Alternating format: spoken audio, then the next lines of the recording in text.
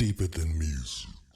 The core of you, the fans, the truth is deeper than music, deeper than music. Simply the truth is the latest, the newest is deeper than music, deeper than music. The core of you, the fans, the truth is deeper than music, deeper than music. Simply the truth is the latest, the newest is deeper than music, deeper than music. What up, what up, what up? It's your man, Furious, Deeper Than Music. Behind every great song, there's an even greater story. I like to say what's up to everybody listening to us on Spreaker, iHeartRadio, Google Podcasts, Apple Podcasts, and also check us out on the Nias Media Roku channel. Today we have Arcade Cabinet Crew and then also Dino, FinalCut FIlm Reviews. And Dino, I'll go ahead and let you take it over, mate. Go ahead. Thanks, Marcus. So I thought it'd make a bit of a change if instead of going into multiple discussions, we focus on one set of films in a franchise. And we basically will say what we like about it, what we hate about it, rip it apart, praise the man who made it, etc., etc. So our first one actually is a Star Wars franchise, both Disney and George Lucas. This can include movies. It can also include any of the TV series because there has been quite a few. And I probably know for a fact that Michael has watched a lot of them, so he is the expert on that department. Southern gentlemen, who would like to start? I would like to say to hell with Jar Jar Binks. I hated his ass. Jar Jar will remember this. In all honesty, there's been so many leaks about early plot developments that the original draft of the prequel trilogy would have Jar Jar Binks actually be Darth Sidious's Sith Master. I heard that. You guys have read this, right? Like, that would have been a great turn, and all his stumbling and mumbling and accidents would not have been. But George Lucas chickened out because everyone hated Jar Jar so much. I hated him. I'll happily put my hand up on that. He was an annoyance. Okay, so look, I have opinions on Star Wars. I love Star Wars. You know, it's once a year we sit down and we watch all the Star Wars movies, and I've done that with my kids since they were babies. When we first started, there was only 3 movies to watch, and then we kept adding more movies to it. I enjoy the original trilogy. I think, obviously, it's the best one. Empire is the greatest Star Wars movie, period. But when you look at the prequel trilogy with George Lucas, he brought in Darth Maul, who is probably the best villain in Star Wars, besides Darth Vader, and killed him off in one movie. And to me, that was kind of unforgivable. And I kind of stumbled through the rest of the prequel trilogy because of that. Yeah. Disney trilogy, I mean, it's basically a retelling and a slap together of a couple of ideas. I don't like them. I don't think they're particularly good movies. I think we got really ripped off with the third movie by Disney. It was weak all the way around. Just not a fan. I'm an original trilogy guy. Yeah, likewise. And I like, what was the third one, where we saw how Anakin became Darth Vader? How many of you guys felt like that whole fight scene and everything? I felt cheated. That's how he became Darth Vader, but Yeah. But the thing is, George Lucas had all these decades to work at to say, right, he's going to turn this way. And that's literally what we ended up with garbage. In fact, there is actually something you need to know about Darth Maul, Bill, is that in Star Wars, was it the Clone Wars phrase? He actually came Clone Wars, the animated series. He came back. I am familiar, but not enough for me, man. Just not enough. Like, he should have been represented through all 3 of the prequel trilogy movies. Bigger, because he was a fantastic character. He was visually appealing. Ray Parks, who played him, is an expert martial artist. Very impressive. Yeah, and it's just, they had this one beautiful thing and decided not to capitalize on it. Are you George talking Lucas about, is like, kill him. is that the Dark Sith? You talking about the first of the trilogy, the prequel? Yeah. Yeah, the red and black face looks like a demon. Like a demon. Yo, he was bad. I ain't gonna lie. When he got caught, yeah, exactly. Because I was like, man, he's bad. And then they just offed him. Like, I would agree. I think the reason everybody didn't like him is because he killed Liam Neeson off. So what, man? That just showed how powerful he was. You know what I don't like is Obi-Wan barely squeaked out a win with Qui-Gon with him, but yet when you get down to the Clone Wars, he fights Darth Maul again and handles him easily. Come on, he didn't jump up in skill that much. Obi-Wan was not that good. Right. Not to mention General Grievous as well, and General Grievous had the reputation as a Jedi Knight killer as well. I had I had high hopes for that General Grievous character when I first seen him like in a magazine versus when I seen him. I mean, I'm sorry, when I seen him in the movie. I really had high hopes for General Grievous because I mean he had 4 arms, so therefore he had 4 lightsabers. Yeah. And he just got shot down. I was like, you got to be kidding me. Yeah. Yeah. He had 4 arms and mesothelioma. You know, he's wheezing through the whole thing. That guy's entitled to compensation if anybody is. I don't know if you guys know this or not, but the guy who did Samurai Jack actually did a short version of the Clone Wars. And in that, I can't remember the name of the guy who voiced him, but he was right vicious in that. He really was. Yeah. What did you guys think about? And I want to say before I say his name, what did you guys think about? He should have had a lightsaber that said "Bad MF" on it. Samuel Jackson in Star Wars. How'd you guys feel about that?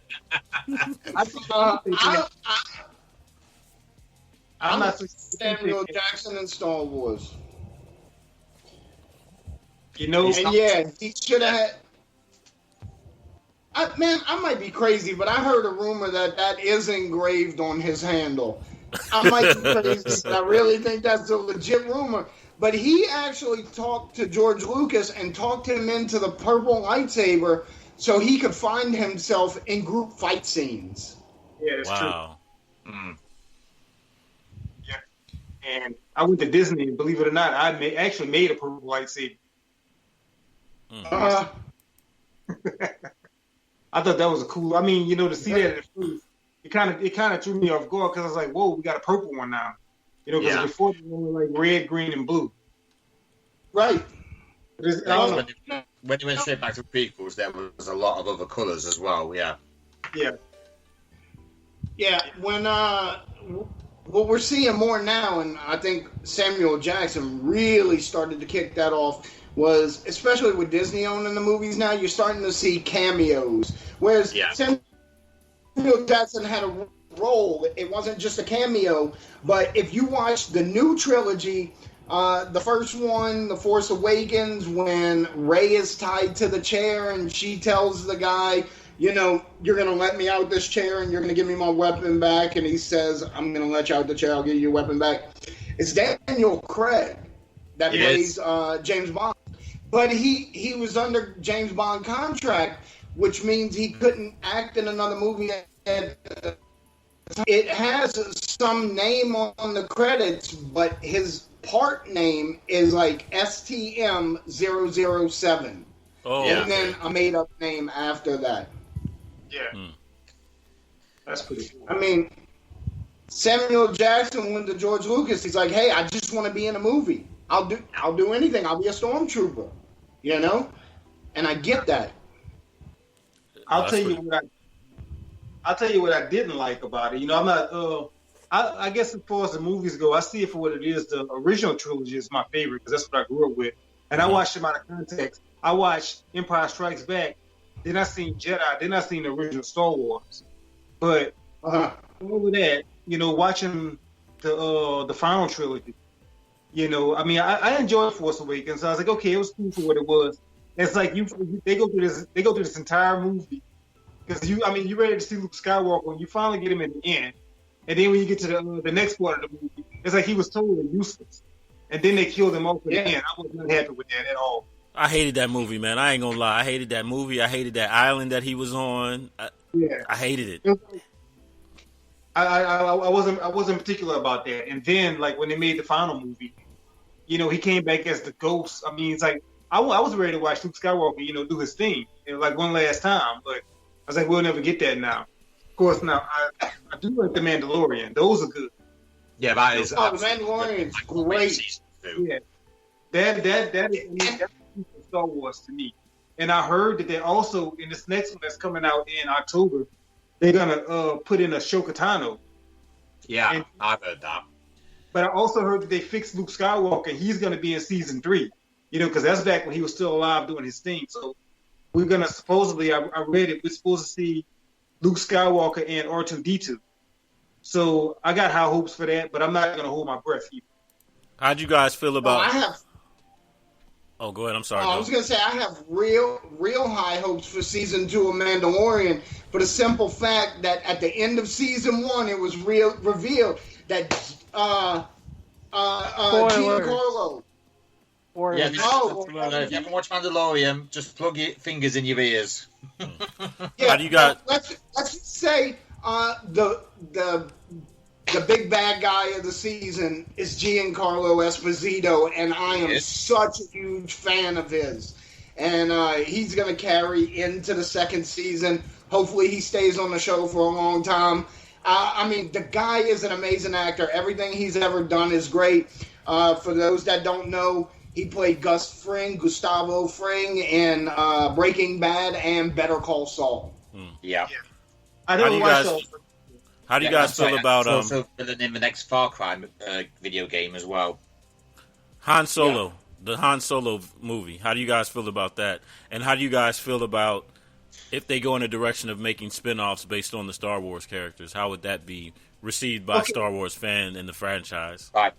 I'll let everyone else go because I will be a long time because I have serious views about this. I have a short opinion on Solo, and all that my opinion is on that is it was decent. It was not exceptional. It was not amazing. It was not horrible. It was decent. It felt like plot filler.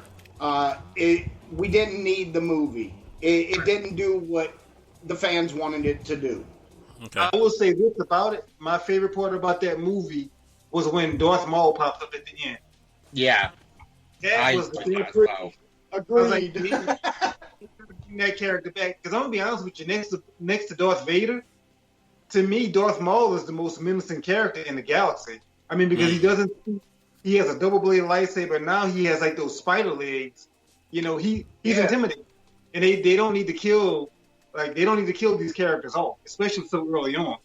You know, I mean, that can really carry it out. You know, just like the guy that's right now that you were just talking about from Breaking Bad at the end of the Mandalorian season.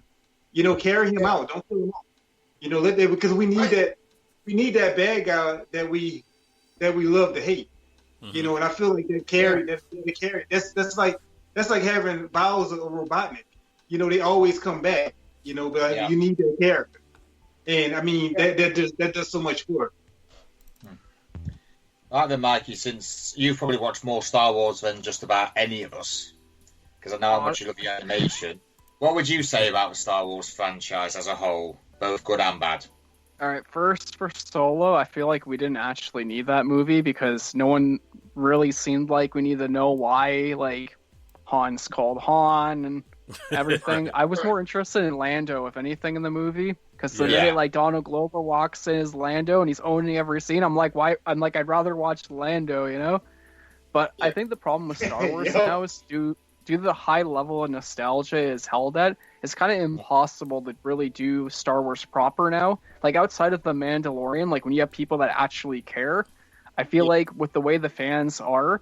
Like how heavily they are passionate, which sometimes can cause things to get heated, that Star Wars is held at like a higher level than a lot of movie franchises.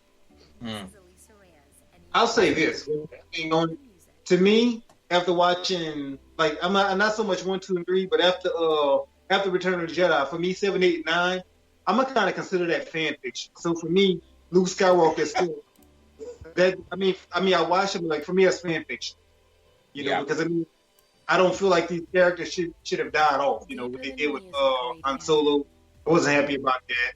And then of course we actually lost Carrie Fisher, so we don't get her anymore. Really, really bad, but Right. at least they still had footage of her, so she could actually still be in it for the last movie. Yeah. But I'm gonna consider it was fan fiction. So for me, it ended when they were singing on Endor with Ewoks. Yeah. I think. Right. What we're about to do is he's going to go through the movies that he knows, and I'm going to give one word answers. I will not be swearing any of them because, believe me, half of them I could actually swear at, and I'm going to give you my honest opinion of it. So whenever you're ready, Mark. I see you guys are already like, what's he going to say? What's he going to say? What's he going to say? Oh, you said I asked you a question on a movie and you'll give me a one-word answer? Yeah, so if you say 4, I'll give you my opinion, then 5, then 6, etc., etc. Okay. So the first Star Wars.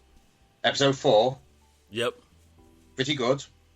Okay, Empire Strikes Back. Classic. Return of the Jedi.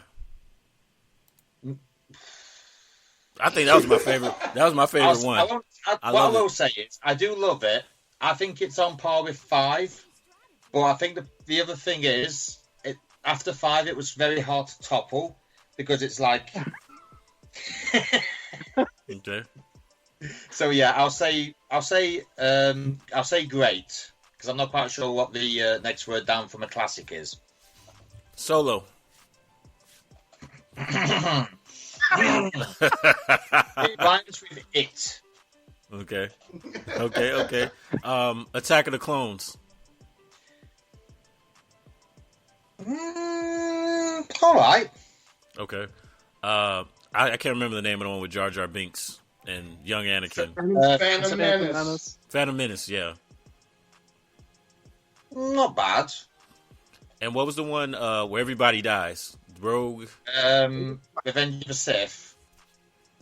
Was that the one? Was it Rogue One or Rogue? Rogue Yeah, One. that's Rogue One. Was brilliant. Brilliant movie. Agreed. Okay. Right, Revenge of the Sith, very dark. I know that's 2 words, but it was very, very dark. And I know a lot of the work that what's his name, Hayden Christensen and Ewan McGregor put into that last fight because they put a lot of work into it. So it was. So I'll say pretty good on that scale because that lightsaber fight they had to be choreographed and rehearsed a lot. Yeah. Right. All-time favorite Star Wars movie? 5. 5. Yeah. And Please tell me about the Disney ones because I really want to get these off my chest. Oh. I can't remember which ones the Disney ones were. It's 7, 8. So it was the last 3, right? It was the. So 7. Okay. So 7. 7 is basically episode 4. So I'll give you a clue. 3. It rhymes with rap. Crap. Okay. Yeah.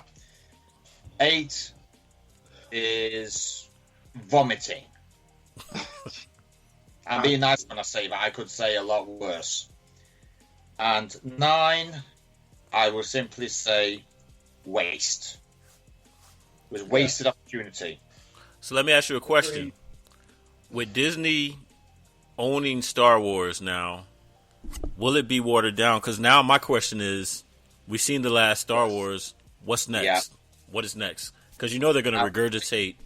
I'll tell you what I do know. Apparently, with Disney owning everything that 20th Century Fox had, mainly Deadpool, Deadpool will, as far as I'm aware, continue to be rated R. So if they can do that for Remote with a Mouth, there's no reason why they can't go a little bit rated R with Star Wars. But it's just a case of, do they want to?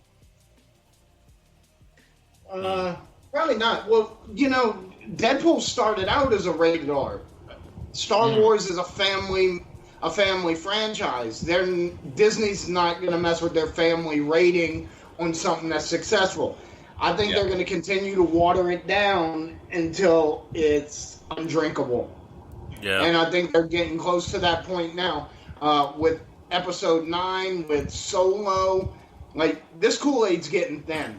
Yeah, It's getting real it is. thin. It is. I mean, with Solo, I mean, no one wanted it. I didn't think it wasn't exactly great, but it wasn't exactly a classic either. And there was nothing but problems with it. I think the two of the directors before Ron Howard took it over were meant to be, was it Chris Lord and, what's his partner's name? I think they did 21 Jump Street. They were supposed to be in it. They left. And apparently the guy who plays Han Solo couldn't get a decent Harrison Ford, say, charm and voice down. So it was plagued with problems before it even started. Mm. But I do appreciate the Lando Calrissian tale. I do actually. That's probably the one thing about Solo that I actually like. It's like the one saving grace. Yeah, I would have been more interested to see a movie about Silicious Crumb than Han Solo's origin story. The other saving grace is Daenerys Targaryen herself, Emilia Clarke, because she is so lovely. Yes. Yeah. How about the Christmas special? And then whatever happened to Ewoks, man? When they gonna bring the Ewoks back? I don't think I hope never. I hope never. They were good for one. They were good for one movie. That's how they should be left. Should be nothing else. They were cannibals, man. They were eating people. They ate those stormtroopers at the end. Has anybody been to VHS. the whole the Disneyland thing, the Disney World Star Wars thing? I want to check that out. I did the Star Tours. I have.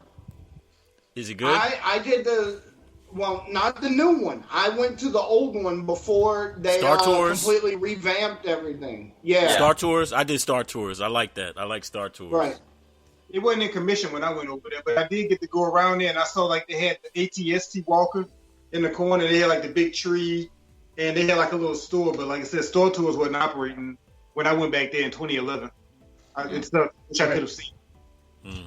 I went to Disney World 21 years ago, and the only thing I really sort of remember from that was Jaws. This was before they actually bought Lucas. This was way before they bought LucasArts. Yeah. So as far as going to Disney World, this was before Star Wars, and I loved it immensely. So I'll hopefully go at some point, because I do want to see what's changed in 21 years. Yeah, it's different. I've watched it. I'll do like you, Sharon. I'll watch it on YouTube. But guess what? I've been to Disney several times, and I never intend on going back.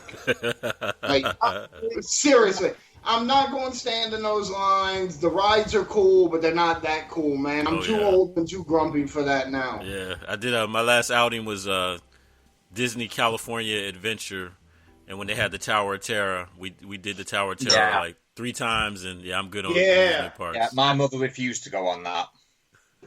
I may end up going to the new Legoland because they're building one 10 minutes from my house. A Legoland amusement park. Yeah, COVID didn't even slow down the building of that thing. Universal Studios is doing Wonderland. Yeah, I know. It looks great. Yeah. Now, I've only, believe it or not, a lot of people, biased, a lot of people believe with me in Disney because I'm a really big Disney fanatic. I've only been to Disney one time in my entire life, and that was in 2011 when I took my son. I want to go back, but right now with everything, it may be a while. Yeah. But yeah, it was cool, and like with the lines and everything, I wouldn't want to go there in the summertime. Put it that way. Yeah, I wouldn't. It was still cool. It was like spring break when we went out there for a week. And I remember I went to Universal Studios one day because I'm a big Harry Potter fan, and I wanted to see Hogwarts, and I thought that was really cool. But once we got to Disney, just spread out. Yeah, just cashing in on that, Sharon. I have actually been to Universal Studios as well. Best 2 weeks of my childhood. Same. I had Disney World and Universal Studios. For me, I was in heaven. Nice. Yeah, nice. Universal's great. I do have a question. I think it's highly underrated. Yeah. Is Disney Quest still there? Disney Quest? Wow. Yeah. I don't know what that is. Is that still there? Was that the underwater? No, it's where all the arcades were. Of course, Sharon, you would know about that. Yeah, come on, mate. Please don't break my heart. Please tell me it's still there. When I went there, it was still there. That was in Yes. 2011. I don't think that they're going to take something like that out because it's so classic with video games and everything now. And people still love arcade. I mean, you just pay like one price and you go in there and you play whatever you want, like until you leave. Or Are you serious? So you just play one price so you can play every video game? Man, why did I not know about this? Why did I not know about this? Dang, I'm on my way. I'm bringing my Gold Legend of Zelda wallet. I'm busting out the card. I'm gonna say, I'll tell my wife, hey, you could go wait in all those lines and ride every ride. Like, make you a boyfriend to ride with you. I'll be in here. Hey man, don't you guys remember like just being dropped off? Your parents would drop you off at the arcade with money and just that was all day thing, man. I miss those times. Yep. I remember it back in the old days in good old England. It's a shame there's not. Well, I don't know if there's many arcades around, but it's been a while, and I do miss the old arcade style. Yeah. So we're talking about franchises. How do you guys feel about the Transformer franchise? The whole Bumblebee. I was partial to the first few movies. After that, once they put Mark Wahlberg in, I'm not saying I dislike him as an actor, but once they changed the original characters, I really didn't like it anymore. It's like it didn't do anything for me. I felt like after Shia LaBeouf, I felt like that story was done for me. Yeah. What about Bumblebee? Bumblebee, I was like, when I saw Bumblebee, I was like, bring back the 80s Transformers. Like, that's what I want. Like, bring them back. Starscream and... But it was so slow. Yeah, right. I'll give you my opinion on those. 1 was good. 2 was kind of good. 3 kind of stretched it out like what's his name? Stretch Armstrong a bit too much. 4 was all right because they were trying to go in a different way. But last night, and what was the last one? Was it Extinction? I did like the idea of Quintessons because they were actually in was it season 3 and 4 of 80s Transformers. But I think the problem with that franchise is Michael Bay. It's basically the same movie. It's lots of action, not much of anything else. Yeah. Michael Bay just blows things up. They Fast and Furious the Transformers. The first 2 was okay, but then you should have stopped, man. We don't need 10. Yeah, right. But I do love the Fast Saga, so I will actually say he has actually got a point with it. But I will differ from his opinion when they should have stopped because they should have kept it realistic. I mean, who the hell has a bloody runway that's literally the size of Europe? Right. Yeah. So yeah, I will go with him on that one because if it's supposed to be about what's the word I'm looking for? If it's supposed to be like reality based, you don't get an airfield the size of Europe. Right. No. Also in the first movie, in the first Fast and the Furious, they're robbing electronics and illegal street racing. Yep. By 5, they're toppling South American governments. I mean, this is not a natural progression. Right. Do you guys think how long will the franchise survive post Paul Walker? If they only do one more, that would be it. It's a tough question, mate. Because it's a dead franchise for me. Anyway.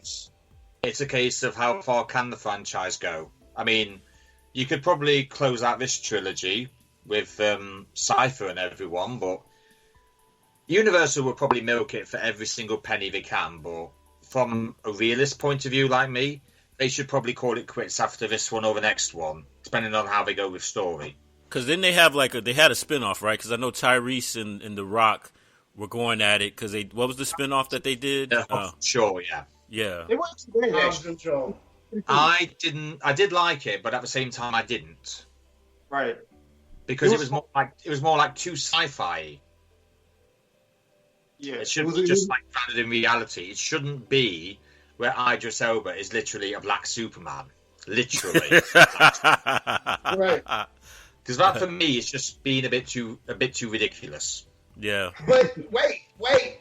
In Idris Elba's defense, isn't he already in real life pretty much a black Superman? Yeah, he is. I'll grant that.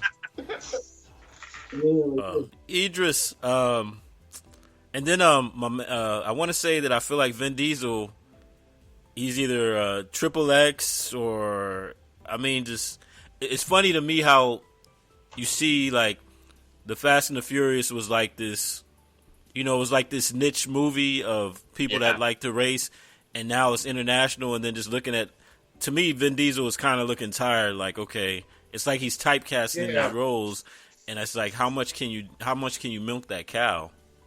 Yeah. Right. Do you want to know something about Triple X, Mark? I actually have Triple X's soundtrack in the room in here somewhere. Hate 3. What? Oh, 3 was awful.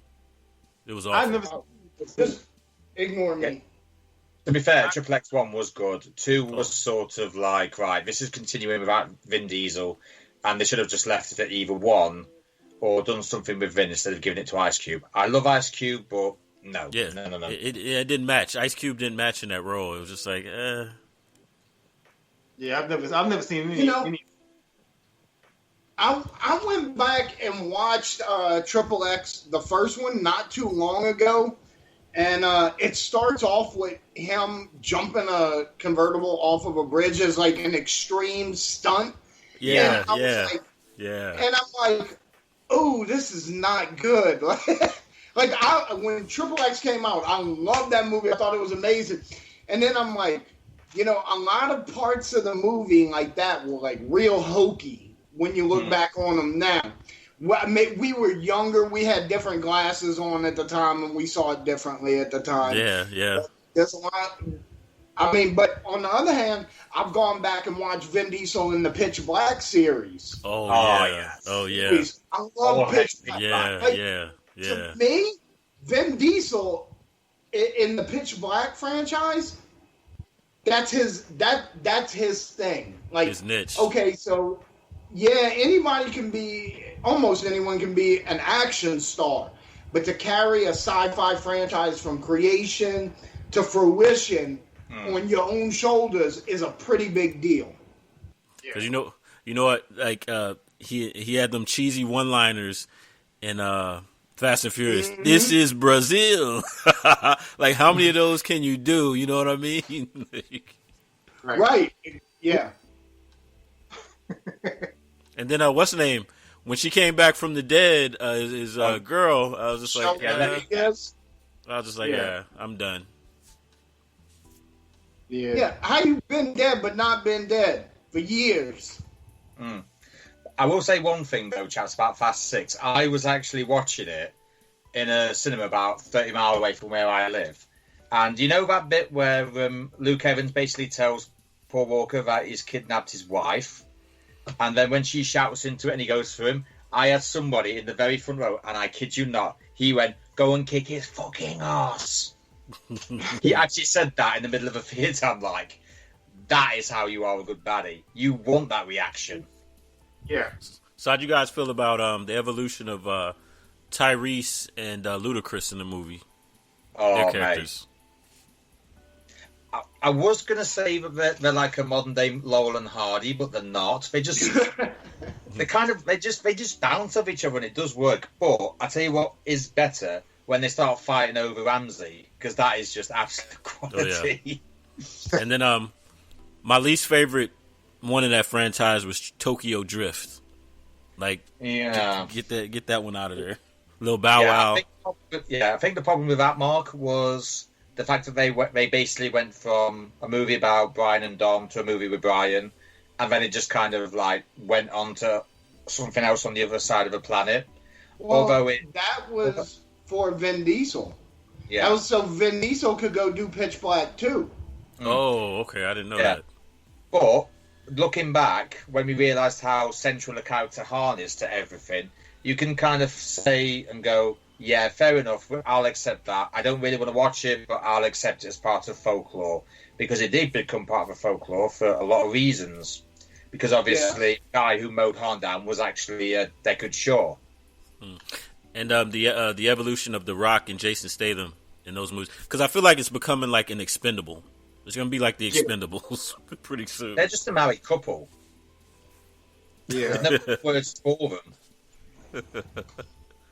It's funny, like the fate of those characters. How, like, you know, when we first saw The Rock in the Fast movie, he was kind of like the bad guy, And Yeah, he just was kind doing- of like a bad guy / hard ass. And the same thing with Jason Statham. He's kind of the bad guy, but then he kind of joins forces with him. So I'm wondering, like, with this last movie that they got with Charles, how you say her name, Charlize Theron? Yeah. Yeah, Oh she- yeah. Yeah. So I wonder what's going to happen with her.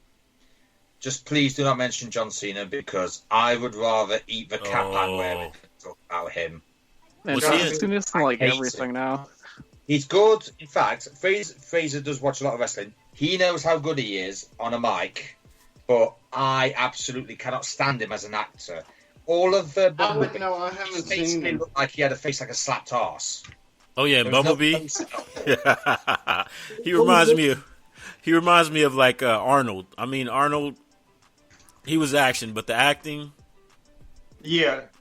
At least Arnie turned on the Yeah. charm once in a while. But then, Yeah. Put in like the Stepdads, something like that. What was the movie with Mark Wahlberg and my other guy from Saturday Night Live?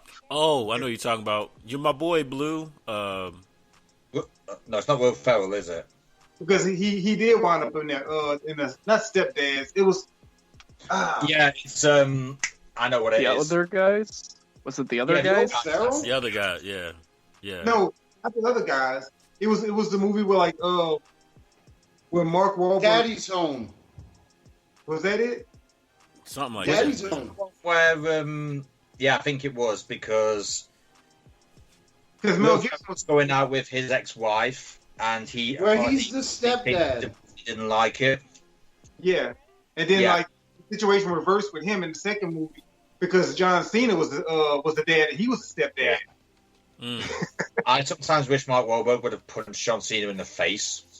I don't know, that's a big son of a gun. I'm gonna leave him alone. So we got That's why he someone else to do it. we got any other franchises we want to talk about? I've got a lot to talk about, but for the time being, not really. We got like 7 minutes left. Yeah, Terminators. I think that review that would take a lot of time because Right. I could just So- go through them all. Terminator 2, and that's it. The other one's is a blur. C1, C2, absolute brilliant. 3 just lowered the bar. 4 was Salvation. oh my god! Oh, don't talk to me about What that. about Genesis? Genesis was a good absolutely idea. the worst one. It was a good idea. What's it was that? good in theory. However, Right, reality, far from it. Yeah. right. I agree. It was a great idea. There was some good things floating around, but I think by far it was the worst Terminator movie. And I was disappointed. It had Matt Smith. It had Emilia Clarke. I thought it was going to be a banger. And what do you think about Dark Fate? Which is supposed to be the action. I really enjoyed it. Yeah. But I think for me, no matter what you would have put together, first thing everyone would say is T2 was better. Oh yeah. Because Yeah, that's what I say.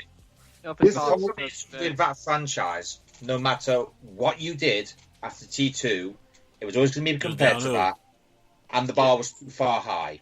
Yep. Yeah. And the one We've thing all that got- the one thing I like about the ones that they came out with is how they with the CGI they made a young looking. They all made the characters younger, like they kind of did with Star Wars with Princess Leia. But it's just like I'm like, okay, the robot ages now. Like Arnold could get old, and I mean the first two, like the first one was like a horror movie, man. This dude was scary as hell, and the second one just was ahead of the time. Worse as well.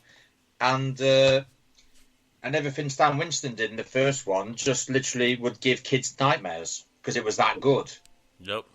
Right. The one thing about that movie that still gets me today is when he plops his plops his eyeball out. Oh yeah. And he cut his hand open, his arm. You know, that creeped me out because I mean he was just like randomly killing everybody like named Sarah Connor. Yeah. Just blows him away, man. That movie creeped me out as a child. The second one got me because of the nuclear warfare. Yeah. That kind of creeped me out a lot because you know we had that capability to do stuff like that. And they were always talking about wait till somebody pushes the red button, you know. It's like okay, and then you see this movie and all of a sudden you see LA get obliterated by a bomb. Oh yeah. But, right. I'll tell you what though. In Terminator Salvation, I do like how they put the scary version of Arnold back in. You know, at the very end when he's fighting, I thought that was creepy. You know, to see that again. I think that's probably the only good thing about that I liked. I was obsessed with Terminator 2 when they just showed brief glimpses of the future. Like, to me, I thought Terminator 2 was great, but I wanted Terminator 3 to be all set in that future where we could see just the robots walking through the destruction of what used to exist. Like, that's what captured my imagination the most. Like, I wanted the future movies. Yeah. That's what they did with Salvation. You know, it was the future. It was like after the bomb. But, I mean, it was. I feel like it should have had a lot more robots, you know, but, you know, that costs money, so. Yeah. Yeah. I think that's kind of where Genesis went wrong, because you had a T-1000 and he was, done in about, 2 minutes? And it took Arnie 2.5 hours to get rid of him in T2. Yeah. Right. Well, ladies and gents, we got about 3 minutes left. This is the 3-minute call. Again, thank you, guys, for being on the show. Another Final Cut. We talking about franchises. I guess in the 3 minutes, honorable mention, Resident Evil. Would you like me to hit my head against the wall now that you've just said that? Look, let me give an honorable mention to the Cube series. Highly underrated, man. Yeah. 3 movies filmed in 1 room per movie, basically. Oh, yeah. Gave us David Hewlett, the actor. I love the Cube movies. My wife is like, oh, this is garbage, like, whatever. I prefer plot and acting and story over special effects and stuff. So, to me, the Cube movies are top-notch. I have actually seen one of the Cube movies, and I did not expect that to go the way it did, and I didn't expect it to be as, like, not so much dreadful as in the movie's dreadful, but dread, like, every single room you go in can literally kill you, whether you know it or not. Right. I think if you can find it on Amazon or Netflix or anywhere, I would definitely recommend watching it, because, like Bill said, it's underrated a lot. I know this one is horror, but one of my favorites is Return of the Living Dead. You know, I mean, wow. Yeah. Which one's that one, Sharon? This was the one where it had Miguel Nunez, and they were brains. Yeah, I remember our first time watching it. I mean, it was actually more funny than it was scary. But that was one of my favorite horror movies. Like when I saw it, like when I was in maybe 3rd grade, we rented the tape, and that was the brains. You know, they were stuck in the mortuary, and I think by the end of the movie they had to bomb everything, and all of a sudden that's how it ended. But it just basically restarted everything, and the movie just ends. But yeah. So it's a 80s horror movie. Basically, these guys go by a cemetery, and they have this chemical that can bring the dead back to life, and they just crave brains. But it's ADT. They're not. But on that note, on that note, ladies and gentlemen, you just talked to the Arcade Cabinet crew and Dean. Another episode of Final Cut. Thank you for listening, and check us out. That's all I got for closing. Anybody else going to say anything before we close out? Yeah. If you like what you've heard, I am on Final Cut Reviews on Facebook, and I'm also on Final Cut Talk on Twitter, and Final Cut Gaming. I am working on an Instagram, so that should be up pretty soon.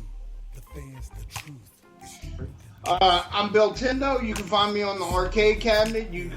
Where we podcast regularly. We're also video streaming here on the Nias Media Roku channel. Feel free to check that out. Also on Instagram and YouTube. And I'm Sharon Harrington. You can also catch me on the Arcade Cabinet, and you can check out my artwork on Facebook, Sharon Art, and also Sharon Art Store and Etsy.